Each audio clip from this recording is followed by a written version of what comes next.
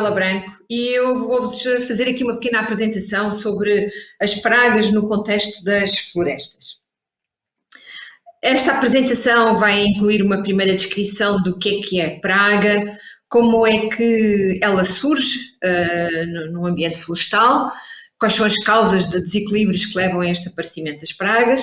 Também falarei um bocadinho de pragas invasoras, que é algo que atualmente está muito na ordem do dia, e depois dos estragos e dos prejuízos que elas nos causam e o que é que podemos fazer sobre isso.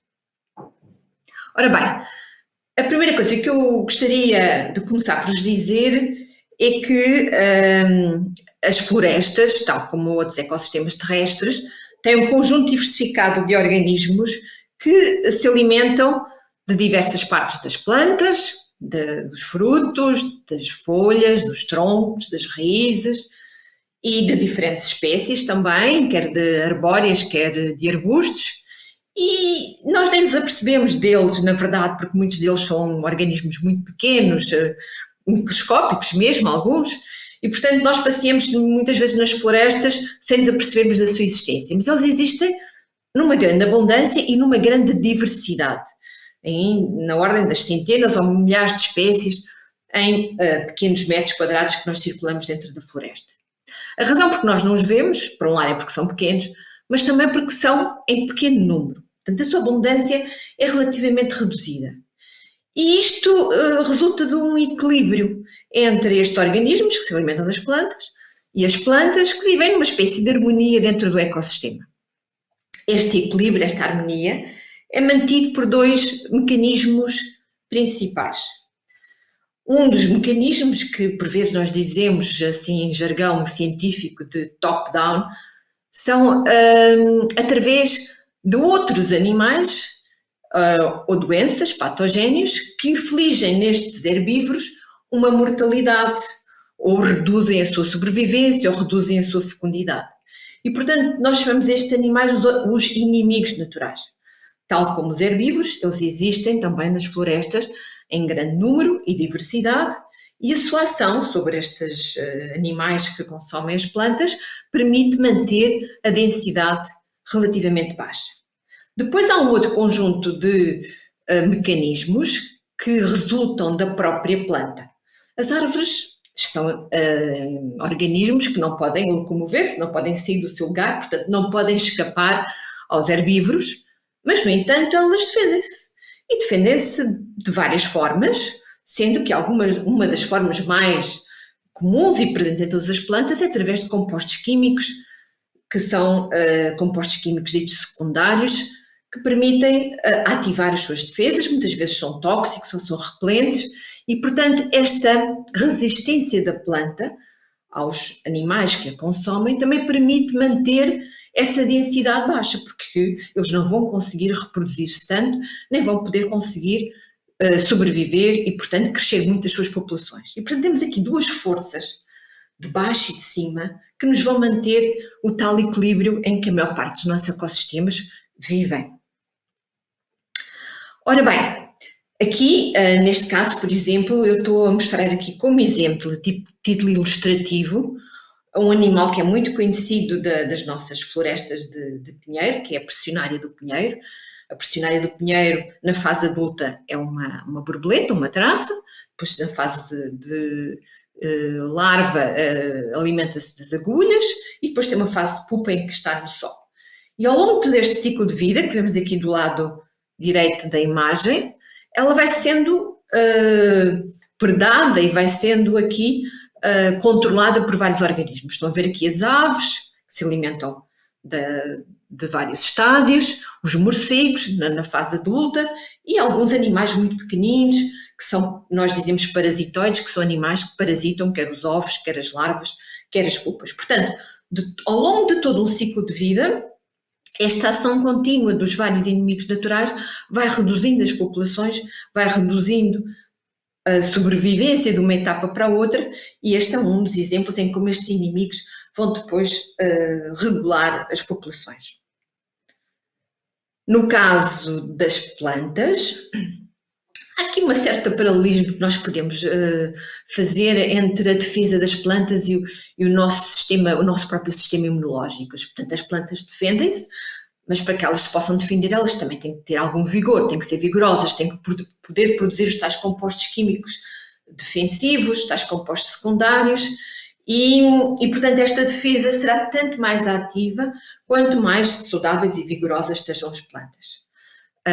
Se isso não acontecer, se as plantas estiverem enfraquecidas por alguma razão, por algum stress, por exemplo, o stress hídrico, a falta de água, a seca, é um dos fatores muito favoráveis a que as plantas percam a sua capacidade de resposta, isso poderá depois também fazer com que os tais equilíbrios se rompam. E, portanto, passamos aqui aos aspectos seguintes, que é as causas destes desequilíbrios. Portanto, nós temos pragas, falamos de animais que constituem um problema sanitário, porque houve uma quebra naqueles dois mecanismos, ou num ou no outro, ou em ambos, de que eu atrás falei. Há vários mecanismos que podem levar a isso, eu vou fazer aqui um sumário dos principais. Começar pelo clima, que tal como as espécies invasoras, é um dos fenómenos globais de que muito se fala hoje em dia, e o clima vai condicionar vários aspectos destes animais. Por exemplo, temperaturas mais altas poderão favorecer gerações mais curtas, ciclos de vida mais rápidos e, portanto, um crescimento mais rápido das populações, a tal ponto que, a certa altura, os inimigos naturais podem já não conseguir acompanhar esse crescimento e já não conseguirem controlar, e da mesma forma as plantas podem já não conseguir defender-se. A temperatura e também outros fatores do clima, nomeadamente a umidade, são muito propícios a afetar diretamente o ciclo de vida destes animais, mas também dos seus inimigos naturais. Eles também são afetados por estes fatores, pode ser de uma forma positiva ou negativa, pode haver fatores que os desfavorecem e, portanto, eles não estão tão ativos porque climaticamente a situação lhes é menos favorável. Isso até se pode depois transpor estão a ver aqui dois mapas, em cartas de risco para determinadas pragas, não é? Portanto, agentes bióticos se podem tornar pragas. Do lado esquerdo tem um mapa que tem a distribuição potencial de uma nova população da pressionária do pinheiro, neste caso ela própria é limitada pela temperatura e pela umidade e não pode, por isso, portanto, ela está ali ao longo de uma faixa costeira, não tem condições para ocupar zonas mais continentais, ou a carta de risco que estão a ver do outro lado, que é para um inseto que se alimenta do eucalipto, o gorgulho do eucalipto, e aqui o fator que está em causa é o parasitoide que o controla, mas que não controla em todo o território do nosso continente. As alterações climáticas também poderão ter, portanto, um efeito direto nos herbívoros via, como eu expliquei, favorecer o seu ciclo de vida ou desfavorecer os seus inimigos naturais, mas também podem atuar de uma forma indireta através das plantas. As plantas podem, por questão, como eu há bocadinho expliquei, sobre o efeito de secas ou de condições ambientais que lhes são desfavoráveis, tornam-se mais suscetíveis, perdem a sua capacidade de defesa e, portanto, essa é uma outra razão que pode levar ao surgimento e à ocorrência daquilo que se designa de pragas emergentes.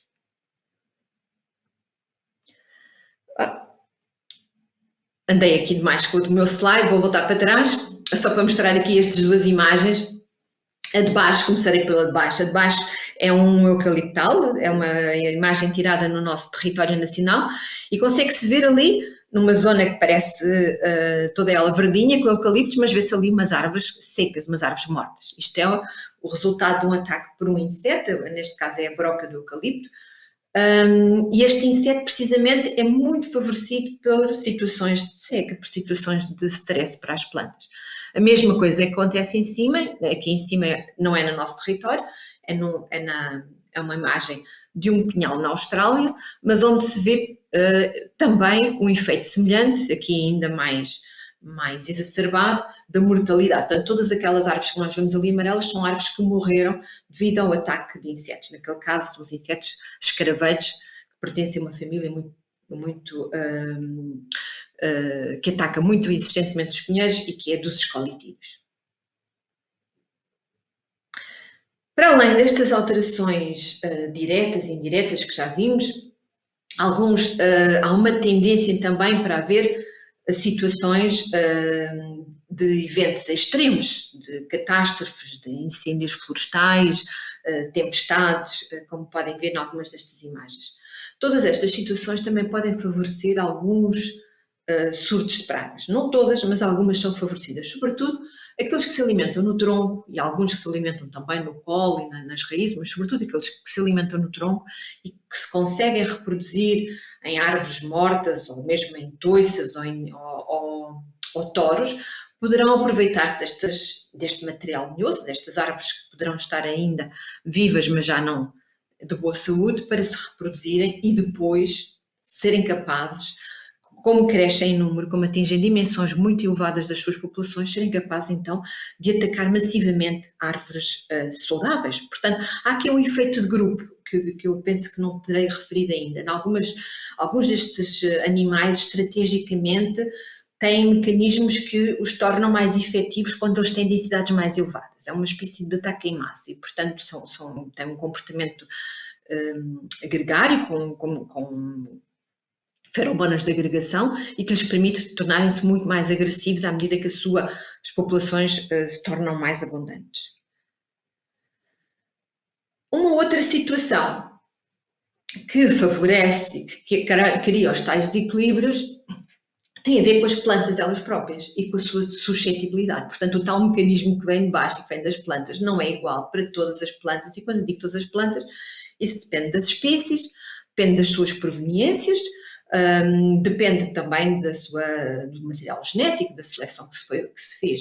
Muitas vezes usam-se em plantações florestais espécies que têm capacidades muito boas em termos de crescimento, em termos de produção de material lenhoso e não em termos de resistência para as pragas. E muitas vezes são materiais que são altamente suscetíveis naquelas condições particulares. Aqui do lado esquerdo, por exemplo, temos um pinhal de um pinheiro que não é nativo da nossa região, que é o Pinus radiata, e que, como podem ver, está completamente desfolhado, e neste caso é uma desfolha intensa feita pela pressionária do pinheiro, ao qual esta espécie é muito sensível, mais sensível ainda que as nossas espécies autóctones, como seja o pinheiro bravo ou o pinheiro manso. Do lado direito, pelo contrário, temos mais uma vez uma situação de eucaliptal, em que há uma espécie, naquele caso o globus, que é muito suscetível ao gorgulho do eucalipto e que também se vê na imagem que está completamente desfolhada, e depois temos na bordadura em baixo um conjunto de árvores, também elas de eucalipto, mas de outras espécies ou de outros materiais genéticos e que são resistentes. Portanto, esta ideia de que a suscetibilidade vai também depender da natureza da própria planta e enfim, da sua constituição genética. Há ainda aqui um outro conjunto de ações, que estas já dependem de nós, que são ações culturais, e neste caso culturais, mas desapropriadas, inadequadas. Portanto, muitas vezes nós criamos condições na floresta para que alguns grupos de animais se reproduzam. Em particular, mais uma vez, aqueles que se reproduzem no tronco, nas toiças e nos toros de madeira, podem se reproduzir em madeira morta, podem se reproduzir em parques de madeira, como veem ali, uma madeira empilhada, e isso leva a tal crescimento anómalo das populações que depois não se ficam por ali, eles crescem e depois dispersam-se na floresta e vão poder ser capazes de atacar árvores vigorosas e saudáveis que noutras circunstâncias não seriam atacadas, mas que devido à dimensão das populações não vão conseguir resistir. As pragas invasoras é uma outra situação que resulta de um problema global, tal como as alterações do clima que há bocadinho falei, e na verdade nós temos vindo a observar no nosso território, mas é um fenómeno global, portanto em toda a Europa e em todo o mundo temos observado situações idênticas, um número crescente de espécies de herbívoros que constituem pragas, porque se tornam depois um problema económico e ambiental e que são oriundos de outras regiões. Portanto, são espécies invasoras, porque não são nativas, não são da nossa fauna, mas que por alguma razão, ligado por vezes ao comércio de plantas ou ao comércio de material lenhoso, elas chegam aqui e tornam-se depois um problema para a nossa floresta. Aqui temos 2 exemplos, a vespa da galha do castanheiro, que é um inseto que faz galhas nas folhas e nos pecilos das folhas e que leva à perda total, às vezes, da folha da própria árvore, à queda da folha e, portanto, à perda da produção de fruta em consequência disso. É um problema relativamente recente. E do lado direito temos árvores, pinheiros, mortos pelo nemato. O pinheiro também ele é uma espécie não nativa. No caso do nemato, ele é oriundo da América do Norte, onde vive numa espécie de equilíbrio com os pinheiros nativos, mas não no nosso território. E a vespa é oriunda da Ásia. Portanto, aqui nós estamos perante. Porquê que as pragas invasoras, a questão que se coloca, são um problema, se tornam elas próprias umas pragas por vezes? Voltamos novamente àquelas 2 situações de equilíbrio que eu falei anteriormente. Por um lado, estas espécies não têm inimigos naturais na nossa fauna, porque vêm de uma outra região e vêm, digamos que livres dos seus inimigos que as controlam. Não quer dizer que não haja aqui alguns predadores generalistas que as possam consumir, mas não há predadores especializados que permitam controlar eficazmente as suas populações. E, por outro lado, o outro mecanismo também pode estar a operar, que é as nossas plantas não terem defesas contra estes organismos, porque não evoluíram não, coabitando com eles e, portanto, não adquiriram mecanismos de defesa. Aqui tem um outro exemplo de uma praga invasora recente, é mais um exemplo, neste caso é uma espécie, também ela oriunda da América do Norte, é conhecido como sugador das pinhas, é um inseto que se alimenta sugando os pinhões, bem embaixo pode-se ver imagens de pinhões sãos e depois pinhões consumidos por este animal e que leva à produção de fruto, neste caso é sobretudo um problema para o pinheiro manso. E agora andei demais, vou voltar para trás. E este gráfico é para mostrar e de modo que seja perceptível de que este fenómeno global das invasões biológicas, embora ocorra praticamente desde que o homem se desloca de um lado para o outro deste planeta e leva consigo algum material biológico, certamente que desde muito cedo que nós começámos a transportar animais e plantas, mas acelerou-se tremendamente no último século e, em particular, nas últimas décadas. Isto tem a ver com a globalização, com o transporte de materiais para longas distâncias, com a facilidade de transporte por meios cada vez mais rápidos, quer dizer que levamos menos tempo no transporte e, portanto, os animais têm possibilidade de sobreviver, porque agora o transporte faz por via aérea em poucas horas ou mesmo por barco em poucos dias. Aqui temos um exemplo que é, globalmente, as espécies invasoras que atacam eucaliptos em todo o mundo, e pode-se ver ali, de facto, um aumento desde o século XIX, mas há aqui uma aceleração a partir dos anos 80, e esta aceleração tem a ver, como eu estava a referir, com a comercialização, mas também, neste caso, com o aumento das plantações a nível global, neste caso, destas plantas, quer na América do Sul, quer na Ásia, o que leva, portanto, aqui a um aumento de oportunidades e de probabilidades de haver deslocação de materiais a longas distâncias. Eu vou fazer aqui um parênteses também para dizer uma coisa interessante, é que estes animais chegam ao nosso território, nós temos neste momento mais de uma dezena de pragas que afetam os eucaliptais, mas não nos chegam diretamente da Austrália. O mais comum é eles irem da Austrália para a América do Sul, ou da Austrália para a África do Sul, e depois desses territórios vêm para a Europa. Portanto, há aqui efeitos de ponte que se estabelecem no globo, e isto que aconteceu, que acontece com os eucaliptos, acontece com outras espécies, como seja, por exemplo, no caso da vespa da galha do castanheiro, que chegou a Portugal não diretamente da China, mas de um outro país europeu, onde ela já estava anteriormente. Relativamente aos prejuízos que estas espécies nos causam, eu já tenho vindo aqui a alertar para alguns deles.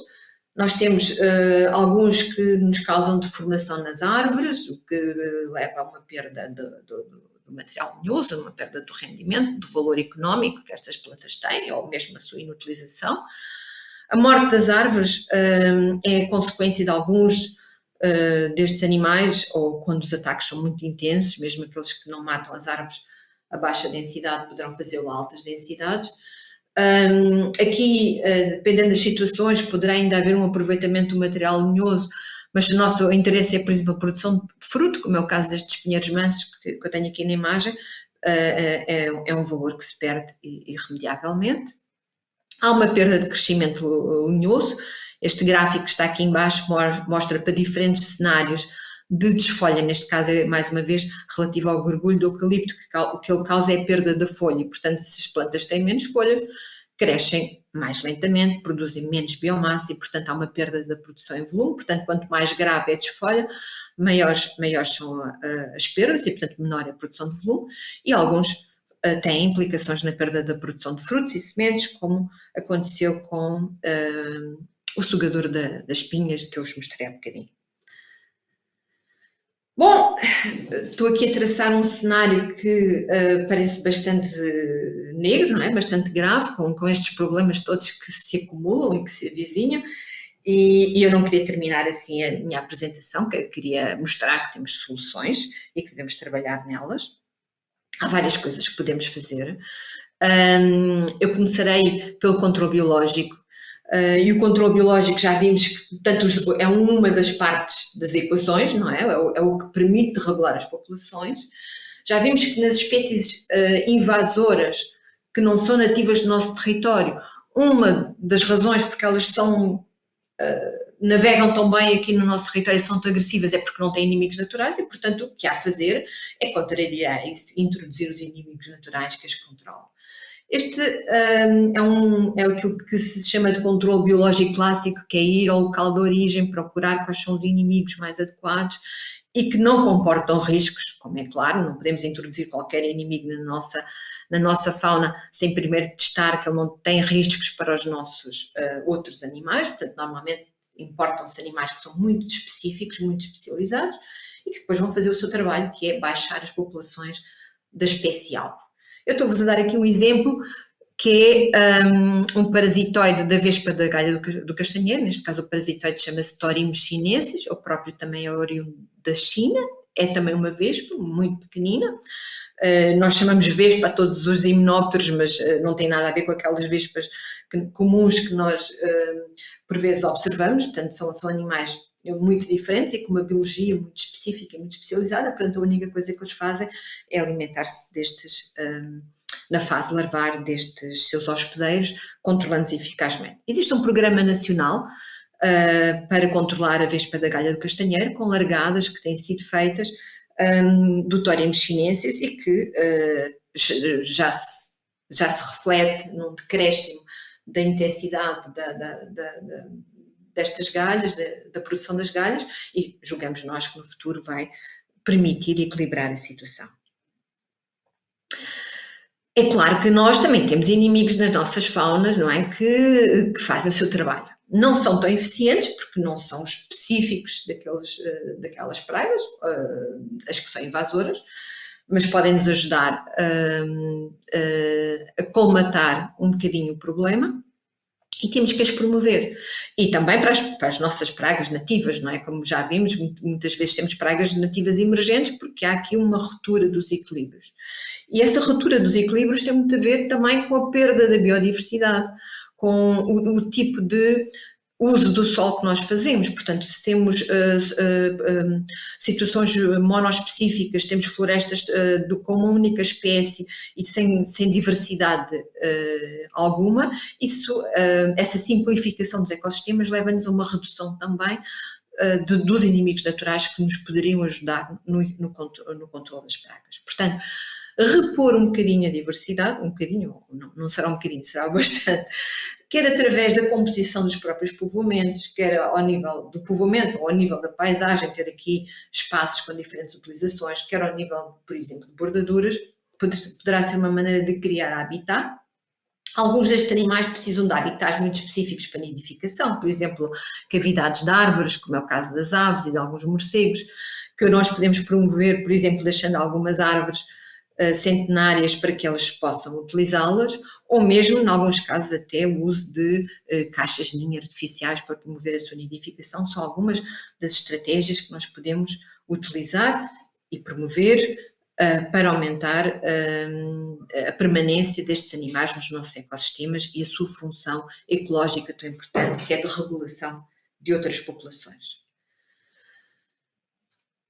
Relativamente ao aspecto da planta, à sensibilidade e à suscetibilidade da planta, também podemos fazer algo aí. Podemos fazer investigação no sentido de procurar materiais mais resistentes. Por exemplo, para o nemato do pinheiro, existe um programa de investigação desenvolvido pelo INEAB no sentido de procurar dentro dos nossos pinheiros aqueles que conseguiram sobreviver ao nemato, são aqueles que conferem alguma resistência, e então tentar perceber se isso é genético, se é hereditário, se se pode transmitir para as novas plantas, e podemos a partir daí produzir materiais genéticos que sejam mais resistentes e que, portanto, não sejam tão sensíveis. Isto é uma estratégia perfeitamente adequada quando o problema é precisamente a suscetibilidade das plantas àquele agente com os quais elas não têm experiência prévia de coabitação.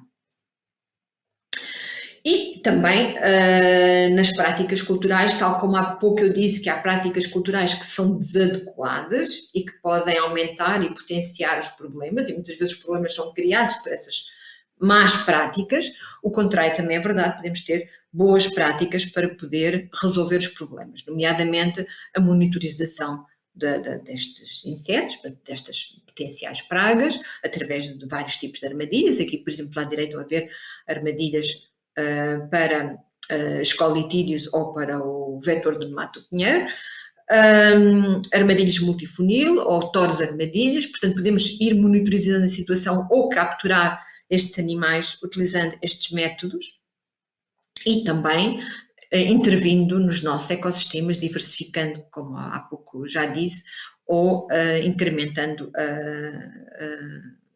ou melhorando os materiais genéticos, a pensar na sua resistência e não apenas na sua produtividade. Com isto terminei a minha apresentação.